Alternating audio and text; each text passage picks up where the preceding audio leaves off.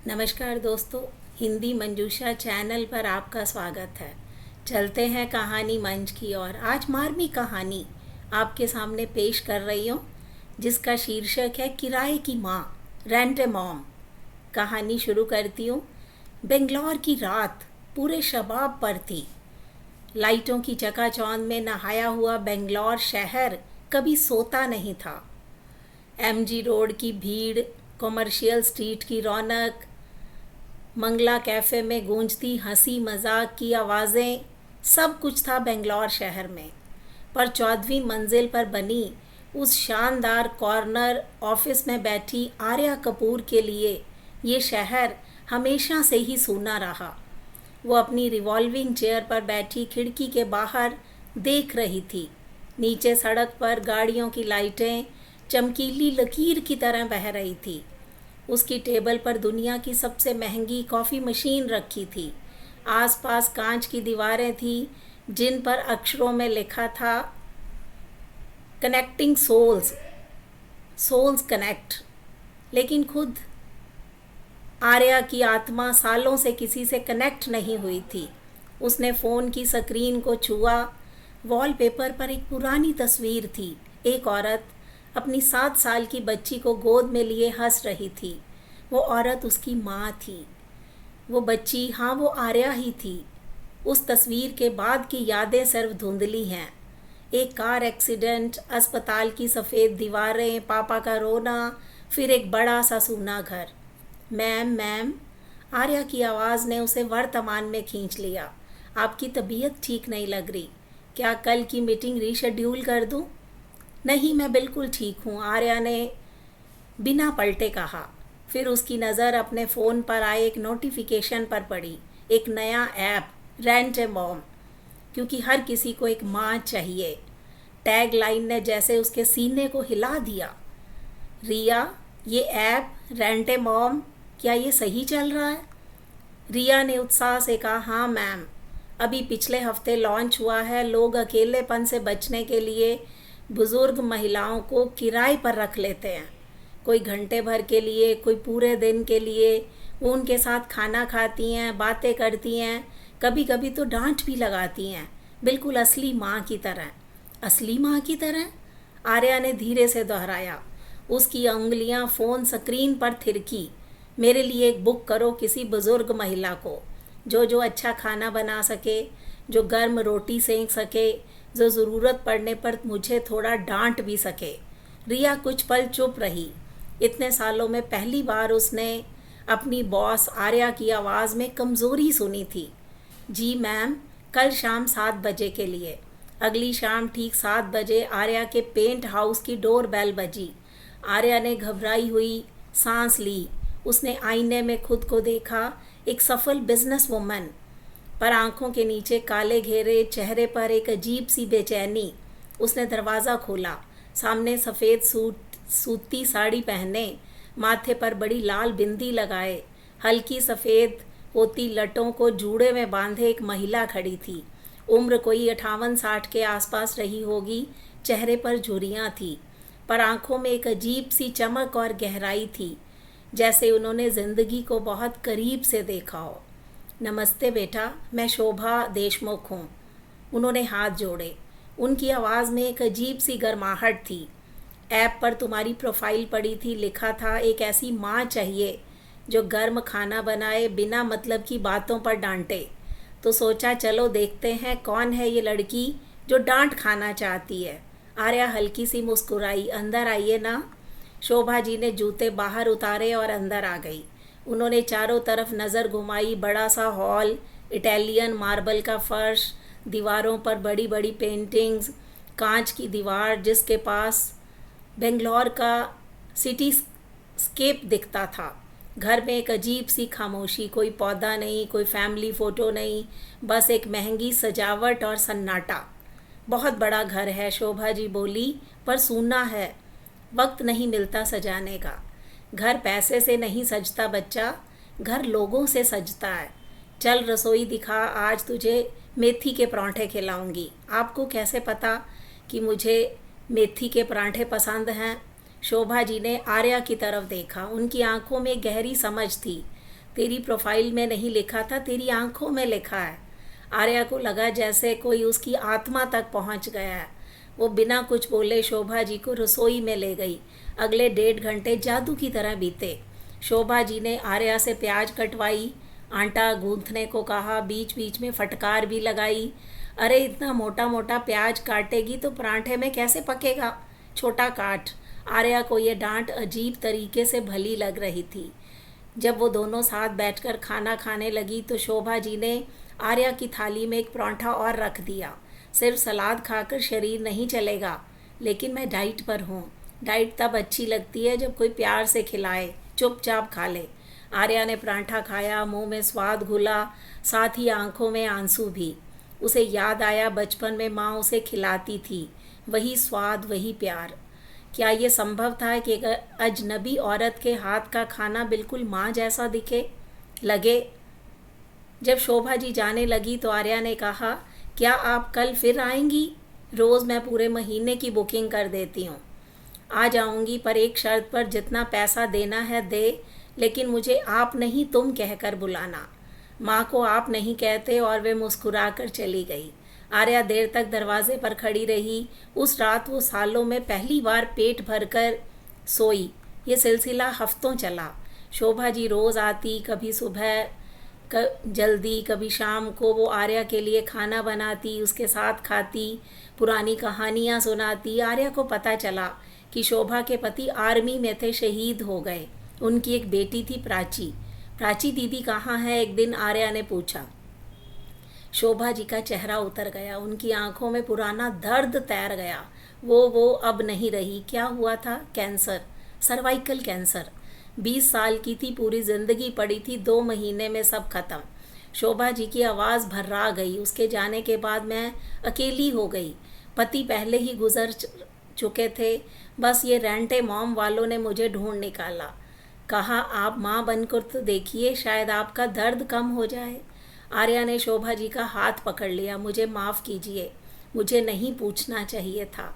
कोई बात नहीं बेटा, अब तू है ना, तुझ में मुझे प्राची दिखती है। ये रिश्ता अब पेशेवर नहीं रहा। शोभा जी के लिए आर्या सिर्फ एक क्लाइंट नहीं थी। आर्या के लिए शोभा सिर्फ एक किराए की माँ नहीं थी। लेकिन तीसरे हफ्ते एक दिन कुछ ऐसा हुआ जिसने सब कुछ बदल दिया। शोभा जी आर्या के बेडरूम में कपड़े समेट रही थी। आर्या ऑफिस गई हुई थी। सोफे के नीचे से एक प्लास्टिक बैग गिरा जिसमें कुछ दवाइयाँ, एक फ़ाइल थी। शोभा जी ने उठाई। फाइल पर लिखा था, CK memorial hospital, neuro oncology department, doctor Venkatesh, senior neuro surgeon. उनके हाथ कांपने लगे। फाइल खोली, अंदर MRI रिपोर्ट थी, डॉक्टर का प्रिस्क्रिप्शन। लेकिन इस बार कुछ अलग था। रिपोर्ट पर लिखा था ब्रेन ट्यूमर। ट्यूमर का आकार 4.2 centimetre, location left temporal lobe. Surgery की संभावना हाँ, लेकिन जोखिम अधिक। नीचे डॉक्टर ने लिखा था, पेशेंट अभी सर्जरी के लिए तैयार नहीं है, काउंसलिंग जारी है। शोभा जी की सांस रुक गई। आर्या को ट्यूमर है, लेकिन सर्जरी संभव है, तो फिर आर्या ने बताया क्यों नहीं? वो इलाज क्यों नहीं करवा रही? फाइल के आखिरी पन्ने पर लिखा एक नोट पड़ा जो शायद आर्या ने खुद लिखा था। आज सर्जरी फेल हुई तो मैं पैरालाइज हो जाऊंगी, मर जाऊंगी। अगर सर्जरी नहीं करवाई तो 4-5 महीने में मर जाऊंगी। दोनों तरफ मौत है, तो क्यों ना बिना किसी को बताए चुपचाप चली जाऊं? कोई भी है नहीं जिसे फ़र्क पड़े। शोभा जी की आंखों से आंसू बह निकले। पागल लड़की, वो बुदबुदाई, तेरी माँ है, तुझे फ़र्क पड़ता है और मुझे भी। उन्होंने फ़ौरन अपना फ़ोन निकाला, डॉक्टर वेंकटेश का नंबर मिलाया। शाम को जब आर्या घर लौटी तो शोभा जी को सोफे पर बैठे देखा। उनके सामने वो फाइल और दवाइयाँ रखी थी। ये आपने क्यों निकाला? आर्या का चेहरा सफ़ेद पड़ गया। क्योंकि मैं तेरी माँ हूँ, शोभा जी ने शांत लेकिन मजबूत आवाज़ में कहा, और एक माँ का हक है अपनी बच्ची की ज़िंदगी बचाना। आप कुछ नहीं समझेंगी, सर्जरी का रिस्क बहुत है। डॉक्टर ने कहा है सिर्फ 40% चांस है। 60% मैं या मर जाऊंगी या कोमा में चली जाऊंगी। तो 40% ज़िंदगी का चांस है, तो उसे छोड़ना चाहती है? आर्या चीख पड़ी, आपको क्या? आप तो सिर्फ पैसे लेकर आती हैं, मैंने आपको हायर किया है, आप मेरी माँ नहीं हैं। शोभा जी को जैसे किसी ने थप्पड़ मार दिया। वो कुछ सेकंड चुप रही, फिर उठी। आर्या के पास आई। सच कहती हूँ बेटा, मैं पैसे नहीं लूँगी। अब से मैं बिना पैसे के आऊँगी, क्योंकि मैंने एक बेटी खोई है, दूसरी नहीं खोना चाहती। आर्या की आंखें भर आई। लेकिन अगर मैं सर्जरी टेबल पर मर गई तो फिर से अकेली हो जाऊंगी। लेकिन कम से कम गलानी नहीं रहेगी कि मैंने कोशिश नहीं की। अब चुपचाप कल मेरे साथ अस्पताल चलना। अगले दिन से एक नई जंग शुरू हुई। डॉक्टर वेंकटेश ने आर्या को समझाया कि सर्जरी का रिस्क तो है, लेकिन ट्यूमर अभी नहीं फैला है। हम अब एक क्रेनियोटॉमी करेंगे। सर्जरी के दौरान तुम जागती रहोगी ताकि हम ब्रेन के संवेदनशील हिस्सों को बचा सकें। ये मुश्किल है, लेकिन नामुमकिन नहीं। सर्जरी की तारीख तय हुई 15 दिन बाद। ये 15 दिन शोभा जी ने आर्या का साथ नहीं छोड़ा। वो उसके घर पर ही रहने लगी। सुबह जल्दी उठकर ताज़ा जूस बनाती, आर्या को दवाइयाँ देती, उसके साथ वॉक पर जाती, शाम को उसके सिर पर तेल मलती, साथ ही अपनी ज़िंदगी की कहानियाँ सुनाती। कैसे उन्होंने अपने आर्मी पति को खोया, कैसे प्राची के जाने के बाद वो टूट गई थी, कैसे उन्होंने खुद को दोबारा खड़ा किया। माँ, आपने हिम्मत कैसे जुटाई? एक रात आर्या ने पूछा तो अब शोभा जी को माँ कहने लगी थी। ये सोचकर प्राची मुझे रोते नहीं देखना चाहेगी। वो हमेशा कहती थी, मम्मा आप सबसे मजबूत हो, तो मुझे मजबूत बनना पड़ा, और अब तू है तो और मजबूत बनना पड़ेगा। सर्जरी से 2 दिन पहले आर्या ने अपनी वसीयत बनाई। कंपनी के शेयर शोभा जी के नाम कर दिए। जब शोभा जी को पता चला तो वो नाराज़ हुई। मुझे तेरे पैसे नहीं चाहिए, मुझे बस तू चाहिए। अगर मैं नहीं बची तो मैं ये पैसे ऐसे काम में लगाऊंगी जो तुझे पसंद होता, लेकिन पहले तू बच कर आ। सर्जरी का दिन आया। सुबह 5 बजे शोभा जी ने आर्या को नहलाया, उसके माथे पर तिलक लगाया, उसे अपने हाथों से बनाया हलवा खिलाया। माँ, मुझे डर लग रहा है। आर्या ने शोभा जी का हाथ पकड़ा। डर तो मुझे भी लग रहा है, पर तू मेरी बहादुर बच्ची है। तूने अकेले इतनी बड़ी कंपनी खड़ी की। ये तो बस एक छोटी सी सर्जरी है। आप मेरा इंतज़ार करोगी ना? तेरी माँ हूँ, तेरा इंतज़ार तो उम्र भर कर सकती हूँ। आर्या को व्हील चेयर पर ऑपरेशन थिएटर में ले जाया गया। शोभा जी बाहर बैठी रही। घंटे बीतते गए। 1 घंटा, 2 घंटे, 4 घंटे। शोभा जी ने मुट्ठी में आर्या को दी हुई छोटी सी गणेश की मूर्ति पकड़ रखी थी। 6ठे घंटे में डॉक्टर वेंकटेश बाहर आए। शोभा जी उछल पड़ी। डॉक्टर वेंकटेश ने अपना मास्क उतारा। उनके चेहरे पर एक थकान थी, लेकिन संतुष्ट मुस्कान थी। सर्जरी सफल रही शोभा जी। हमने ट्यूमर पूरी तरह निकाल दिया। आर्या अभी आईसीयू में है, पूरी तरह होश में है। उसने पहला शब्द यही कहा, वो था माँ। शोभा जी वहीं फर्श पर बैठ गई। उसकी आंखों से आंसुओं की धारा बह निकली, लेकिन इस बार ये दर्द के नहीं, खुशी के आंसू थे। थैंक यू भगवान जी, वो बुदबुदाई। दोनों बेटियां मिल गई, एक तारों में, एक ज़मीन पर। सर्जरी के बाद 3 महीने आर्या के लिए मुश्किल थे। उसे चलने फिरने, बोलने, लिखने की फिर से प्रैक्टिस करनी पड़ी। शोभा जी ने हर कदम पर आर्या का साथ दिया। वो रोज़ सुबह उठकर आर्या के लिए खाना बनाती, फिजियोथेरेपी के लिए ले जाती, शाम को उसके साथ बैठकर पुराने गाने सुनती। आर्या धीरे धीरे ठीक होने लगी। कंपनी के शेयर होल्डर्स ने उसे भरोसा दिलाया कि वो उसके लौटने का इंतज़ार करेंगे। आर्या ने एक नया फ़ैसला लिया। एक शाम जब दोनों बालकनी में बैठी थी, चाय पी रही थी, तो आर्या ने कहा, माँ, मैंने सोचा है मैं अपनी कंपनी बेच दूँगी, क्योंकि अब मुझे पता चला है कि असली कमाई क्या है। मैं रेंट ए मॉम खरीदना चाहती हूँ और उसे एक नॉन प्रॉफिट में बदलना चाहती हूँ। दुनिया में न जाने कितने लोग होंगे जो अकेले हैं, जिन्हें बस एक माँ की गोद चाहिए। न जाने कितनी माएँ होंगी जो अपने बच्चे खो चुकी हैं, जिन्हें किसी को प्यार देने की ज़रूरत है। शोभा जी की आंखें चमक उठी। ये तूने बिल्कुल सही सोचा। एक बात और, आप मुझे कभी नहीं छोड़ेंगी? आप मेरे साथ रहेंगी हमेशा? शोभा जी ने आर्या का हाथ अपने हाथों में लिया, चूम लिया।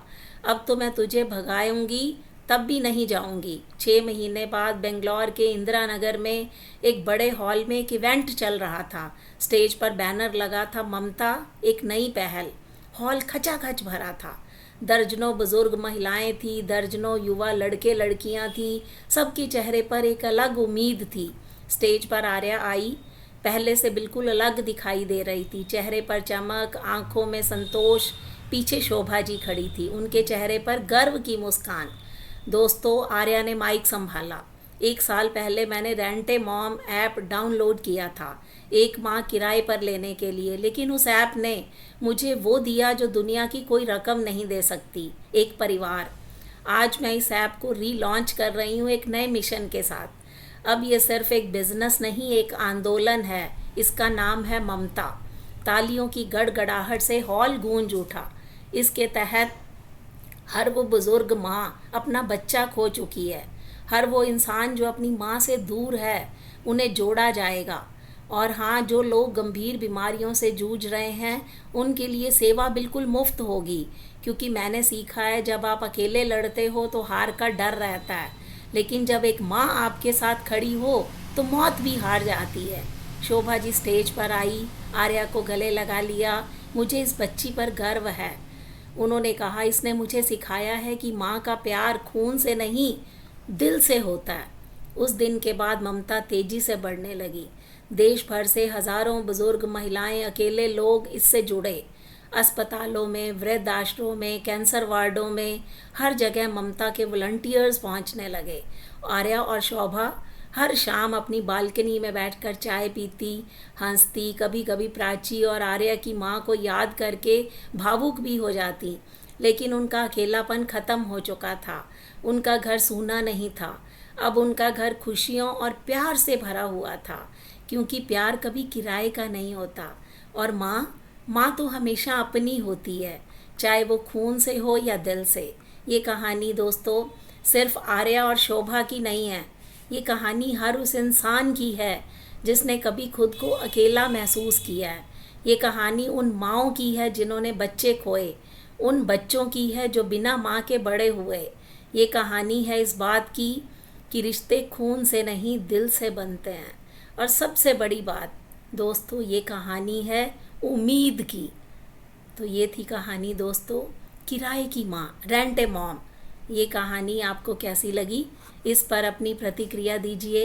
हिंदी मंजूषा चैनल को सब्सक्राइब कीजिए। मिलते हैं अगली वीडियो में, तब तक नमस्कार।